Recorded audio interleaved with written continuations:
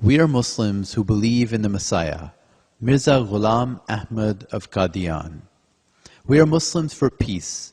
We are Muslims who categorically reject terrorism. The Quran states, "Whosoever killed a person, it shall be as if he killed all mankind." Islam is peace. Over 100 years ago, Ahmad declared that an aggressive jihad of the sword has no place in Islam. In its place, he taught his followers to wage a bloodless, intellectual jihad of the pen.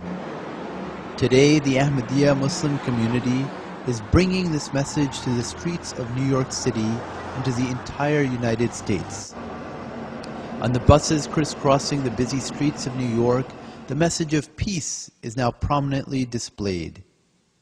Members of the Ahmadiyya Muslim community are also taking the message directly to the American people.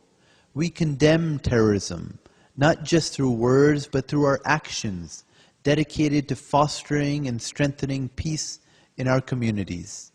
Learn more at muslimsforpeace.org.